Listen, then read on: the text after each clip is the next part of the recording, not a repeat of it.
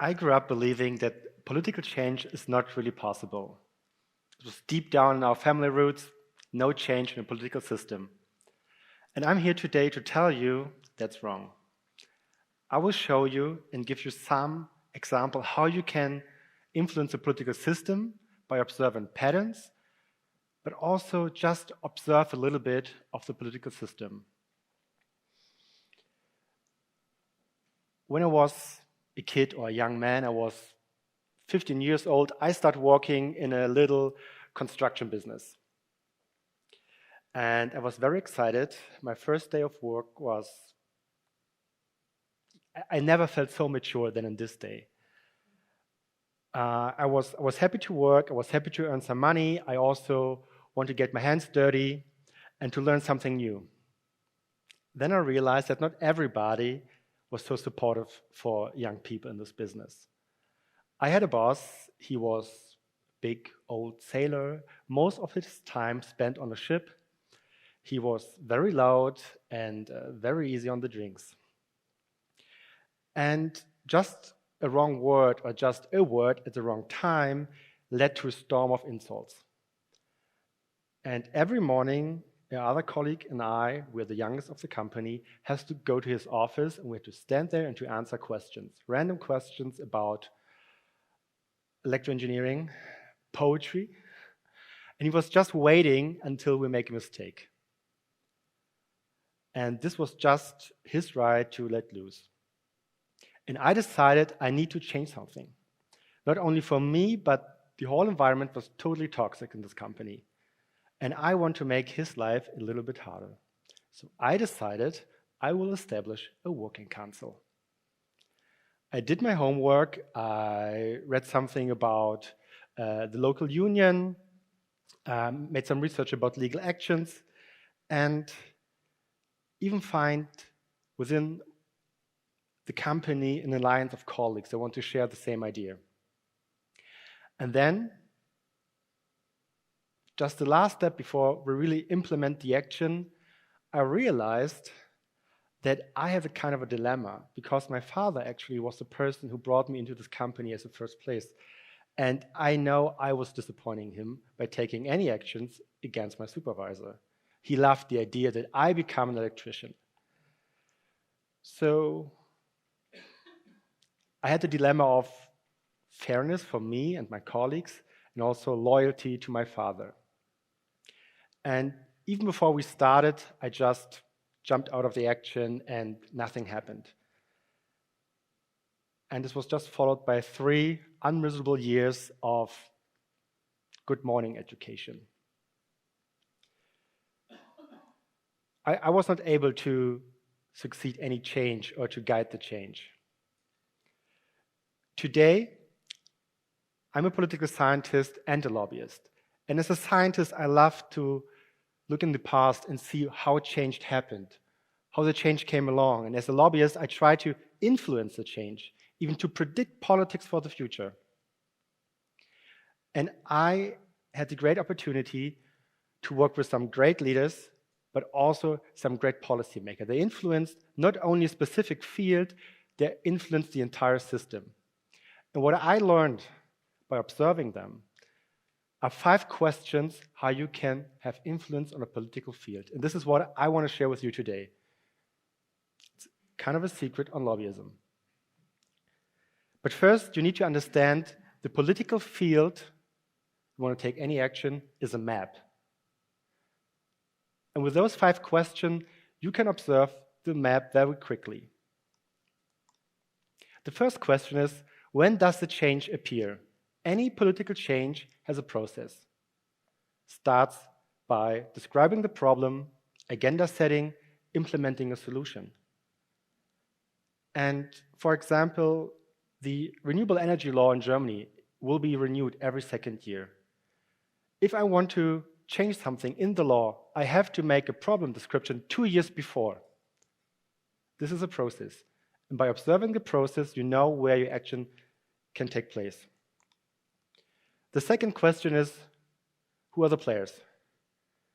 There are certain players on the map. And those players are not together in an institution.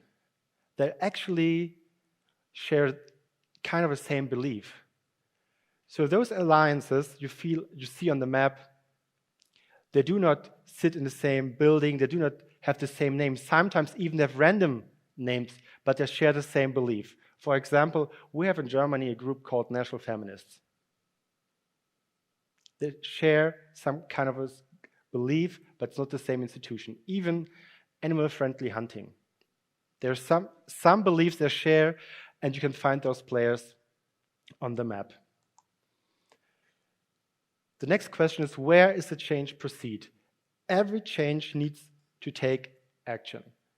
And if there's not action executed, it's just a misguided campaign, as my little campaign I had in the company. You need a government, you need an office, you need an agency to execute your change. If the government announces a change and they're only working 2 people in the department, this is not a serious change. The next question is, why do some things stay as they are? And we as people, we are influenced by our family, by our history, by the culture we're born in, and also decision makers in politics and policy decisions are coming from a pathway. Social parties do usually problems around labor or welfare.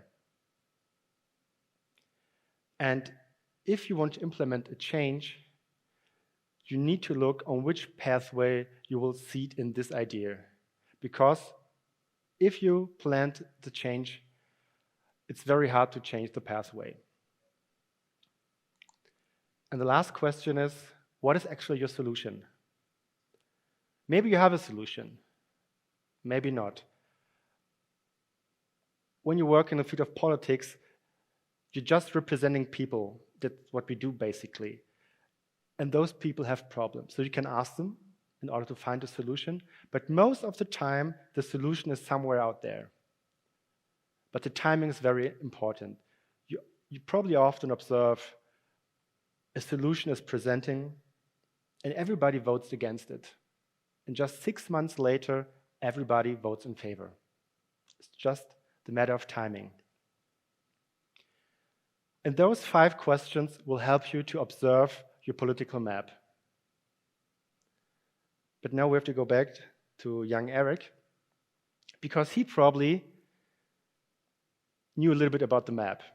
I do not know the names and do not know those questions, but just assume I did my homework right and I read the map correctly.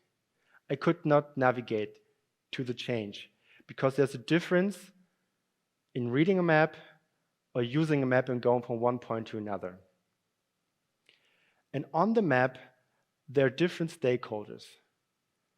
And what political science as a discipline they try to explain those players. And usually they explain the policymaker, who's in favor for the change, and they explain the veto player, who's against it. And now the idea is, and this is the idea I want to share with you, there's a third stakeholder on this map. And this stakeholder is the policy broker. The policy broker is somebody who's neutral. He knows the map, but he does not take any shortcuts. He's moderating the change, but also part of the change. And he is transparent with his values. I will give you 4 examples for great policy broker in history. First, there's Henry Kissinger. He was moderating between the US and Soviet Union, even against his own values. There's Nelson Mandela, who was negotiating between the non-violent and the violent arm of the ANC. And he became a great policy maker in the end. And even his actions brought him to prison for many years, but he has an impact on the political system. The third one is Angela Merkel.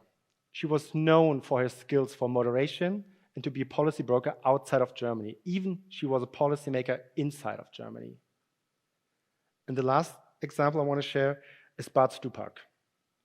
Bart Stupak was a congressman from Michigan, and he really wanted change in the US healthcare system. but at the same time,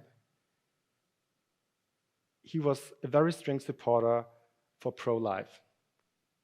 So he was dealing with a dilemma, supporting the healthcare system, but not supporting abortion rights. And he was very publicly on the TV, on talk shows, and dealing to get the abortion fund outside of the healthcare system. And he mobilized so many people. And in 2010, when Obamacare was approaching the parliament, he was voting for Obamacare, even against his own values. And he was never running as a congressman after this decision. Policymaker, and if you become a policymaker and try to change something, you will always face a dilemma because you're part of the change. And I will give you 3 advices how you can deal with those dilemmas and make good decisions. The first advice I can give is to take priorities on your values. What is your core value? There's certain different values out there. Is it justice? Is it fairness? Is it loyalty? But just write it maybe down, maybe tonight. What is your core value? What guides you? The second advice is just reflect on it. Test your core value. What do you need to overtake your core value?